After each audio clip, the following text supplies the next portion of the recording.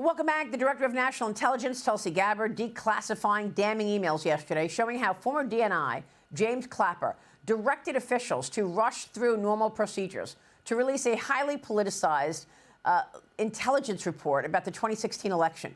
His team even raised concerns about there not being enough time to be, quote, absolutely confident that Russia plotted to change the outcome of the election. But Clapper went further. He even invoked the adage, well, that's our story and we're sticking to it. Gabbard writing this: the decision to compromise standards and violate protocols in the creation of the 2017 Manufactured Intelligence Assessment was deliberate and came from the very top. Joining me right now is Kentucky Congressman and House Oversight Committee Chairman James Comer. Mr. Chairman, great to have you. Thank you so much for being here this morning. Good morning, Maria. And of course, there was a behind closed doors testimony of Columbia University law professor Daniel Richman, who apparently was Jim Comey's media mole. And he was communicating with Michael Schmidt at the New York Times, according to John Solomon at Just the News. And he was trying to get Michael Schmidt at the New York Times to write favorable stories about Jim Comey and negative stories about President Trump. What can you tell us? Well, look, this is what we thought was going on all along. This is the deep state coordinating and colluding with the liberal media to create false narratives that would hurt President Trump and other Republicans. This has been going on for a long time, and thanks to Tulsi Gabbard and John Ratcliffe and Kash Patel, we're finally seeing the evidence to prove that, and hopefully we're turning a corner with respect to our intelligence community, and these new faces led by President Trump can restore credibility to our intelligence community. Yeah, I know, but I mean, are we ever going to see accountability, Congressman? I mean, we've been talking about the Russia collusion lie for years. Here it is, John Ratcliffe with me back in 2019, basically putting his finger on the story, knowing that John Brennan and James Clapper were behind pushing this ridiculous nonsense. Watch this, 2019, watch this. The Democrats have made the mistake of staking the credibility of all this on Adam Schiff. The person that they put in charge of this investigation turns out is the one that helped start it by meeting with a person who walked out of Adam Schiff's office and became the whistleblower. And at the very same time that that's happening, as you mentioned, now there's an Inspector General report that comes out that says during the last impeachment hoax, the Trump-Russia one, Adam Schiff repeatedly made false statements to the American people about the FBI's actions. You know, Adam Schiff was certainly out and about a lot throughout the last 3 years saying that there is collusion in plain sight. And now we get the IG report and we actually see the misconduct and what they call errors, fraud, whatever you want to call it. What is your reaction to what you learned from Michael Horowitz? It wasn't just that Adam Schiff was out and about. He put out a report that said there was no FISA abuse by the FBI. That was false. He said that the FBI didn't fail to turn over exculpatory information. That was false. He said that the Steele dossier was not a central part of the FISA applications against Carter Page. That was false. So Adam Schiff was your colleague in the House. I mean, he was the chairman of the Intelligence Committee at one point. Now he's a senator. There's been no accountability. Why should we expect any accountability anywhere? Well, this is the opportunity that conservatives have been waiting for a long time.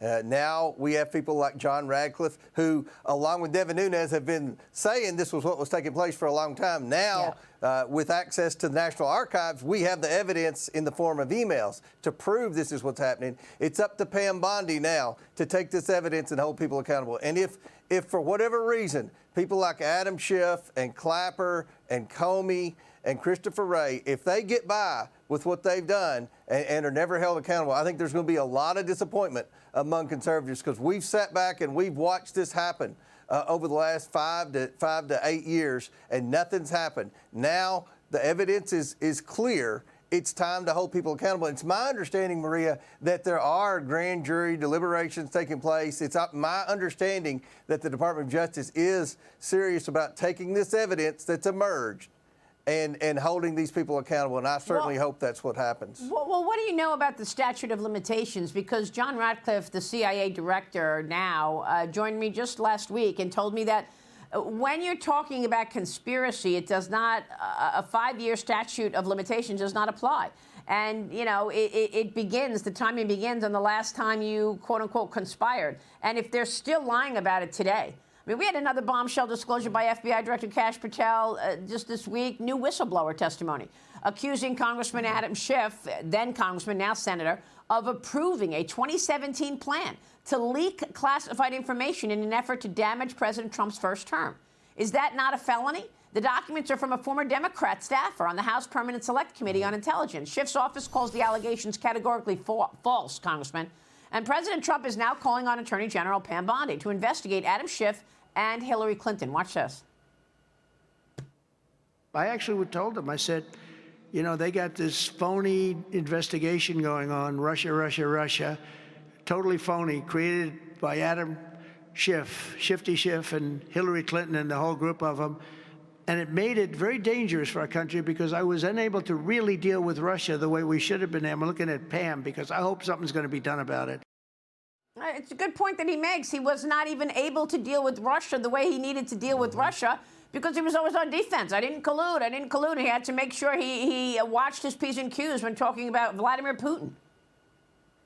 That's exactly right. And now that the truth has come to light, I'm glad President Trump pointed at Pam Bondi and said, I hope you do something about it, because the power lies within the Department of Justice now to hold these people accountable. And if they're allowed to get away with this, I'm going to be disappointed. My colleagues on the House Oversight Committee are going to be disappointed. And everybody in America that's watched Fox News and other conservative networks over the past 4 years are going to be disappointed. So I'm optimistic. When you talk about Adam Schiff, not only is this coming to light that he leaked classified data, that he colluded with the media to try to create a false narrative to hurt our President of the United States, to hurt our foreign policy, to influence the elections. But he's also involved in a mortgage scam. So I think that the walls are closing in on Adam Schiff, and I think the Department of Justice has ample evidence now to move forward and hold Adam Schiff accountable for the many crimes that he's committed. Yeah, by the way, I would argue this is not just about conservatives. I mean, you said, you know, conservatives are going to be disappointed. I mean, this story, this whole thing ripped the country apart. It put a duly elected president on defense, having to explain away whether or not he colluded or not. It hampered his ability to get people to work for him in his administration, hampered his ability to actually deal with Russia in the way that he needed to deal with Russia, because he was always afraid of what he was going to say, that it could be tied to collusion.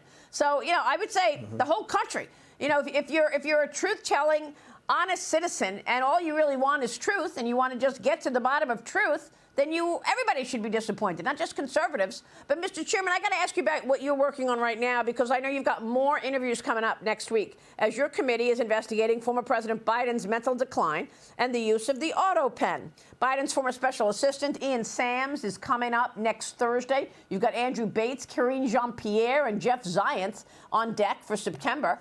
What do you want to hear from these folks? I mean, Fox News is reporting that you've got new emails from the Biden White House showing how they scrapped a 2023 visit to a Pennsylvania shipyard because of, quote, how many steps were involved to get on the ship, Mr. Chairman. You're leading this landmark investigation. What should we expect? Well, we've got a lot of questions about a potential cover-up of Joe Biden's mental and physical decline. The new emails that have emerged show that they didn't want Joe Biden to go take one walk around a ship that obviously is used for our national security, because they didn't feel that he could actually make enough steps without tripping or falling down. That's more evidence that the staff around Joe Biden sheltered him and tried to hide the fact that he was in a massive mental and physical decline. You take that with what we're learning from all these depositions and transcribed interviews that we've already done, and there were a very small group of people that were around Joe Biden that shielded him from cabinet secretaries. They shielded him from the press. They shielded him from the American people. And yet these are the same few staffers that operated the auto pen that was used heavily in the last 90 days during the lame duck period of Joe Biden's presidency to try to Trump-proof the Trump administration. And many of the problems and challenges that Donald Trump is facing now in court, trying to do what he said he was going to do by eliminating unneeded federal bureaucracies and by bringing federal employees back to work. The executive orders that were signed by the auto pen during the lame duck presidency are what's being used to hurt him in court. So the whole basis of this investigation is to determine whether or not these executive orders and pardons can be declared null and void in a court of law, because we had a president of the United States that had no idea what that auto pen was being used for. And I think the evidence continues to emerge to show that this small group, this inner circle in Joe Biden's White House, did everything in their ability to conceal the fact that he was in mental and physical decline. Well, I mean, you know, Anthony Fauci was pardoned. Why? Why was Anthony Fauci pardoned? If you don't think that Anthony Fauci did anything wrong, why are you pardoning him? He made all these decisions that destroyed people's lives during COVID. Is that pardon legitimate? Because that was done by the auto pen, not by Joe Biden, right? Yeah, and look, Joe Biden gave that one interview since his presidency to the New York Times where they pressed him on the pardons, and he said, yeah, I didn't see every pardon. I delegated that to staff. Well, that already was that's not how the pardon process works. Right. And that already shows that the whole pardon process was toxic.